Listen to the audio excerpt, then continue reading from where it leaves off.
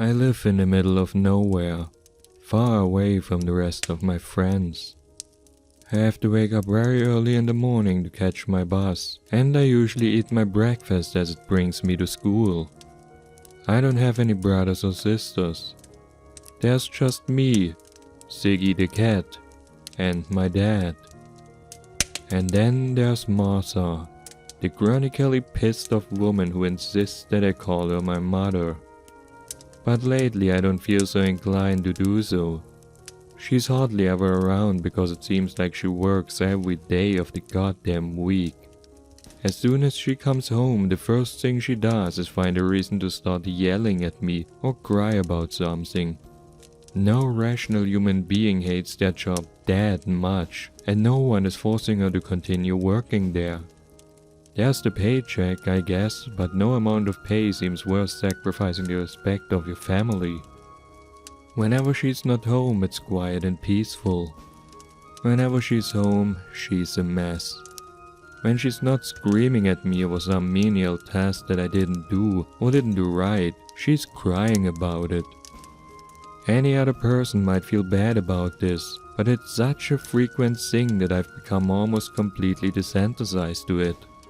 And when she does have a day off, whoa boy, I run for the hills. I just cannot deal with her bullshit for an entire day.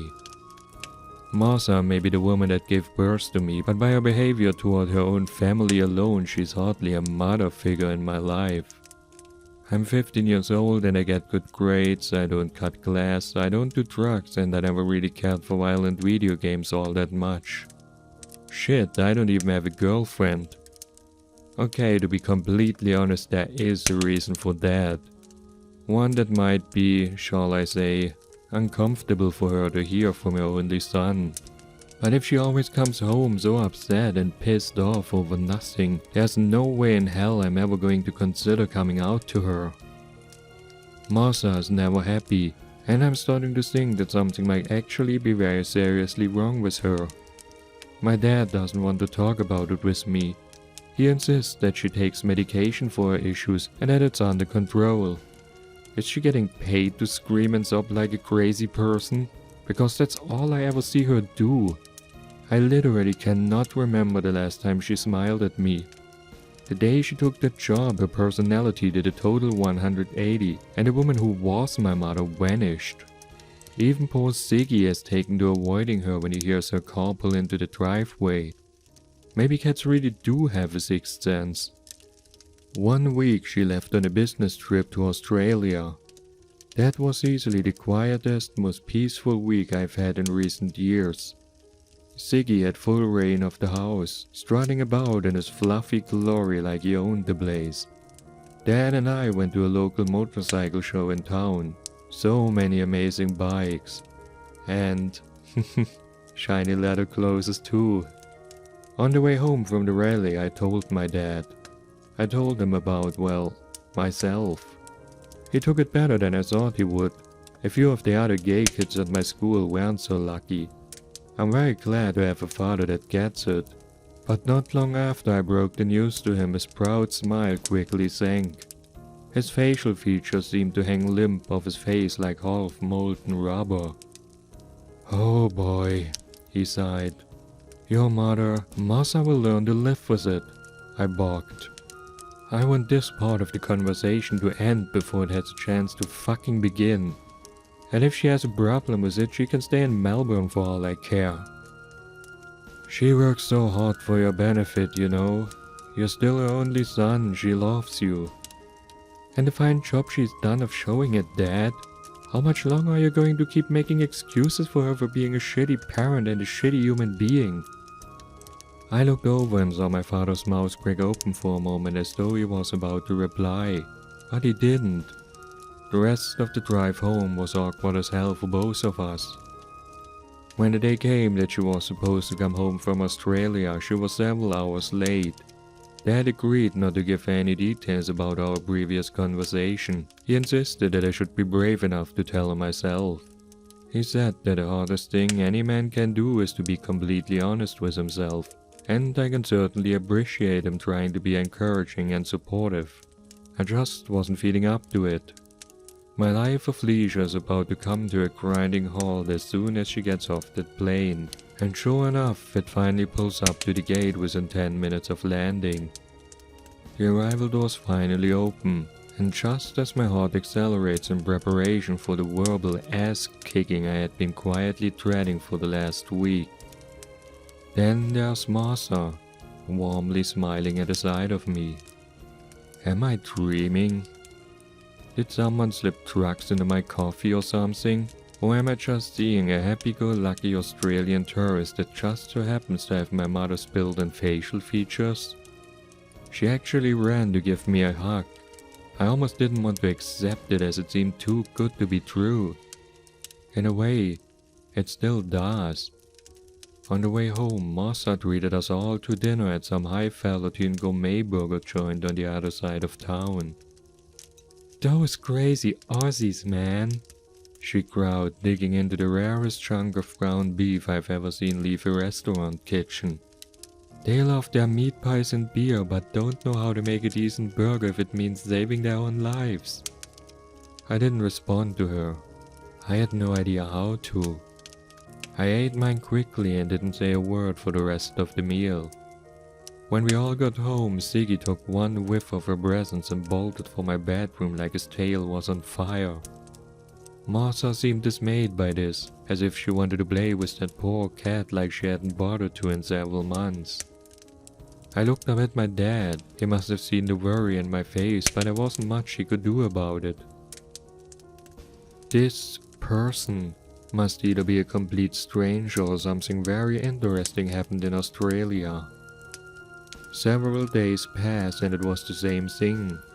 Instead of the usual screaming and crying about my faults and failures, Martha always looked elated to see me.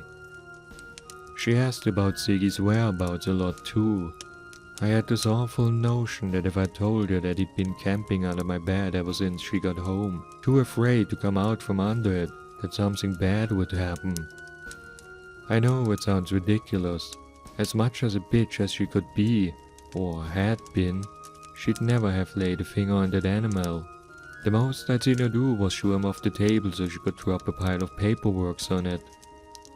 Then one day I came home from school to find that all the laundry on my floor had been picked up. I've been washing my own clothes since I was 12. What the fuck was going on?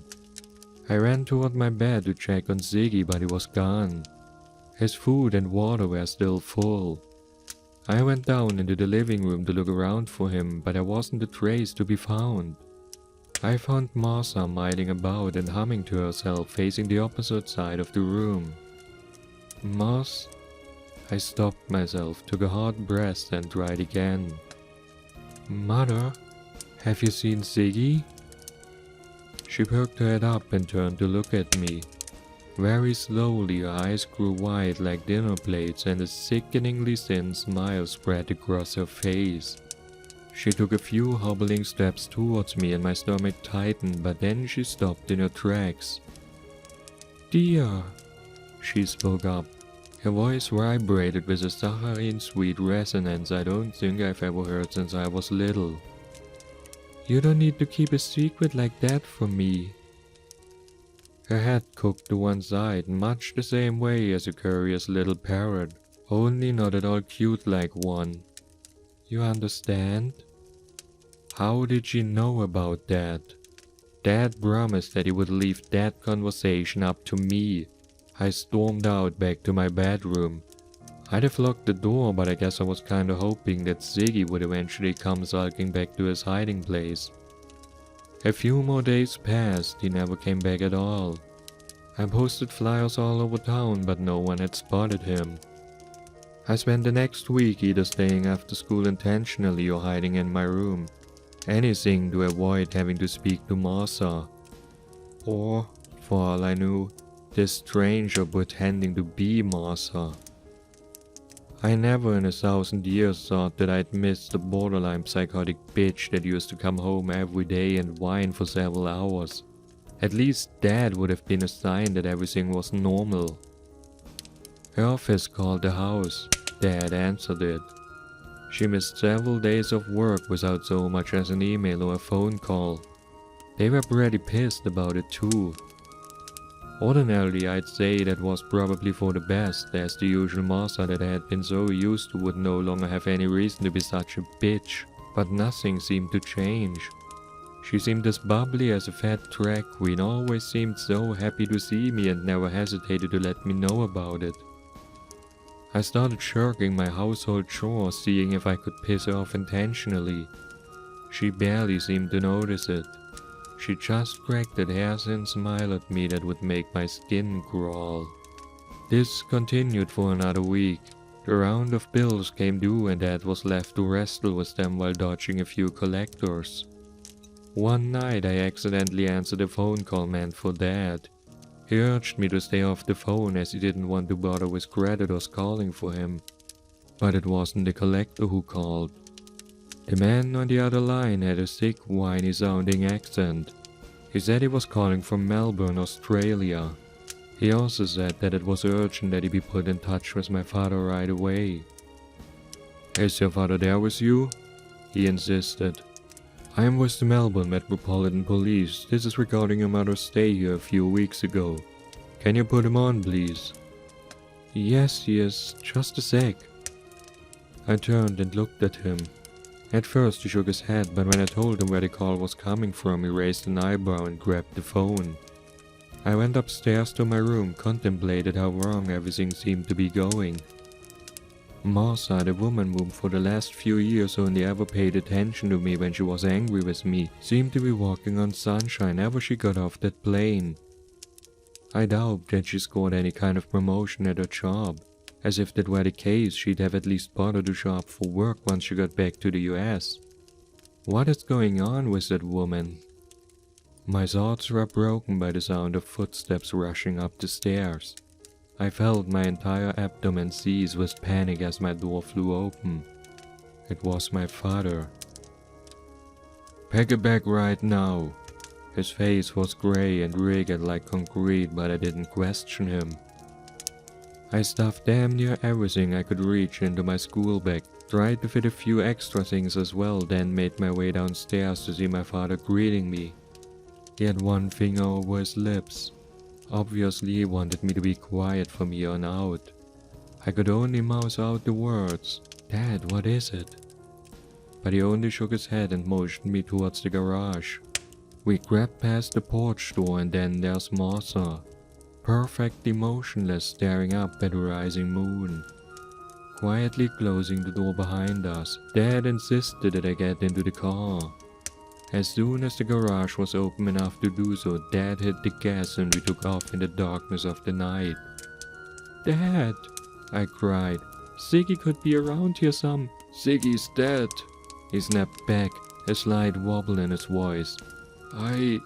I found what was left of him in the backyard yesterday." I swear I felt my heart stop. My furry little friend, gone. Terrible sadness overtook me, but what does this have to do with us taking off in such a hurry? What about... "That's not your mother." Now there were tears in my father's eyes. "The Melbourne police found her body about an hour ago."